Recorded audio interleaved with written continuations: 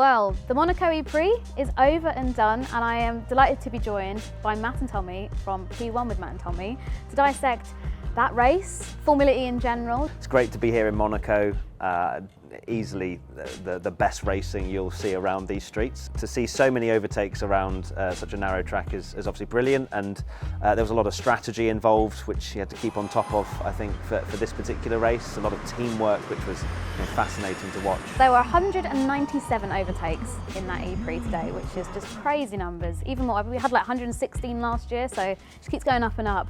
Where were the kind of spots that you were the most impressed with the overtakes? Well, I think first and foremost, just having an overtake around Monaco full stop is a good start. I always love watching the hairpin in particular, how the Formula E drivers negotiate that hairpin because of how congested it can get, and then round the outside is actually a move that is very much on around here. So that's always great to see.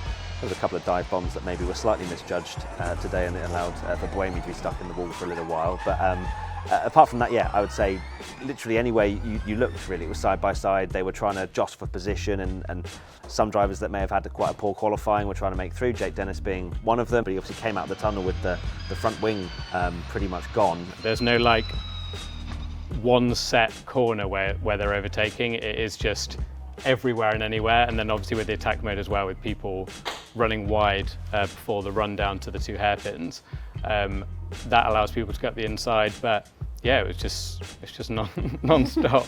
Start of the race, I was just losing count at how much was going on, and it's that hairpin, I think, is the thing that stands out because it's such an iconic corner in motorsport. You don't see passing in other series, for example, there. So to watch essentially like three wide, and like Matt said as well, you know, when a car is going slow on the inside and it bunches up, people can just go right round the outside of everyone. It's awesome. What was your kind of first experience of Formula E as a guest of it?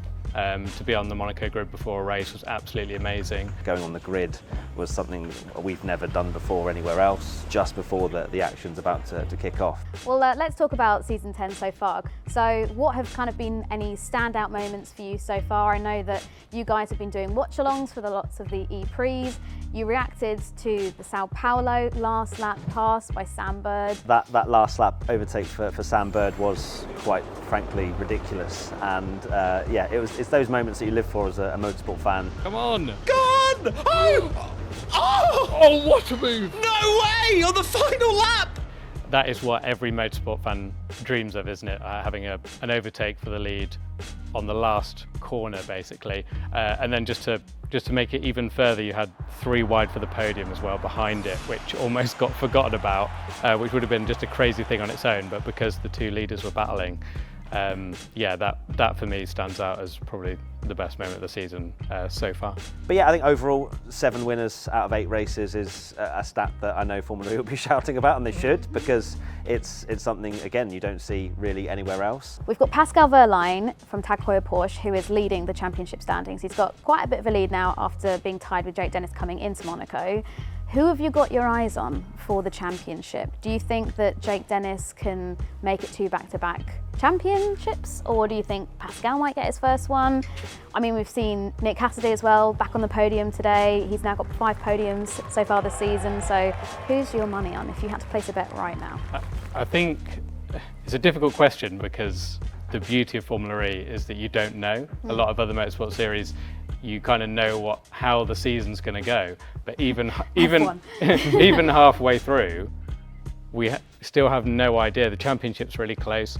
I think Cassidy, particularly today, I think a lot of people would have thought that he may have gone for something crazy to win Monaco, but I think he obviously had the championship in mind, for him to sort of play the team game, but then not do anything silly at the end. Yeah, well, the pecking order, it's not like there is a performance and then that's it across the season. The powertrains can be good at certain tracks. So I think Jake Dennis has been mightily impressive in the races, especially this year. I think his qualifying has obviously let him down a couple of times recently, Monaco being obviously one of them where you really can't make up too much without risking everything, and that's what he did. But I think Jake's looked incredibly strong, so I really don't think you can count him out of making it back-to-back titles. But Cassidy was incredibly impressive last year. I think for Pascal, I'd hate for him to do what he did last year, where he started so strong and then fell away, and it feels like perhaps, could that happen again? He's going to be kicking himself a little bit, I think, after this weekend, and starting on pole and potentially being able to convert and then not even being on the podium is quite a painful thing for him, I imagine. What do you kind of think about the fact that Formula E have got so many big names involved? We've got Porsche, we have Jaguar, we've got Nissan, McLaren, like the list goes on.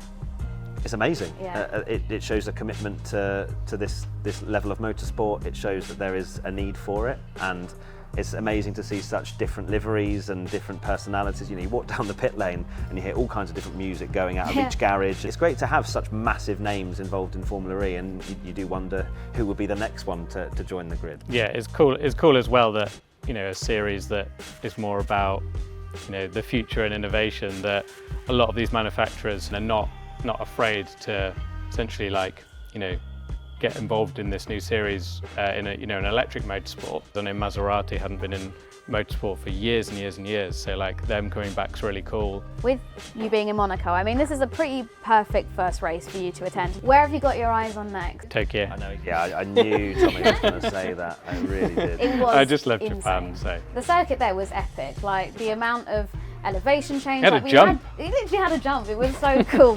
Mario Kart vibe. Yeah, very much Very so. cool. But you guys were also at the launch of the Gen 3 Evo. I saw your video. Matt, your reaction to it was very good. What's your kind of impressions of that car? It's such a big step forward, and that's not even the next new proper generation of Formula E. Yeah, it's exciting. The stats speak for themselves. All-wheel drive is something that I'm fascinated to see how that will be implemented and how that will actually affect the racing. 0 to 60 in 1.82 seconds is ridiculous. Bruno, obviously the test driver, he was saying just how quick it is. Yeah. So yeah, I think the race starts will be manic, even more manic than Formula E standards at the moment. Yeah, race start's going to be really cool. Just the acceleration of it is absolutely insane. The quickest motorsport out there in accelerating. I know you guys got a chance to drive the Gen 3. Could have done with the all-wheel drive when Yeah, I I was did going it. to say, who are you going to be writing to ask if you can have a go in the Gen 3 Evo? Everyone. I might need 8 passes next year for that to happen. Yeah, and maybe a bit of neck training as well. Very true. It felt incredibly fast. It blows my mind to think how much quicker and that's going to feel. Thank you so much. It's been so lovely to see you guys, and hopefully you'll be back at many more Formula E races so we can hang out a ton. If you have us, we'll be here. We'll be there. Always. I'll make you my +1s for everything. Let's go. Thanks, Katy.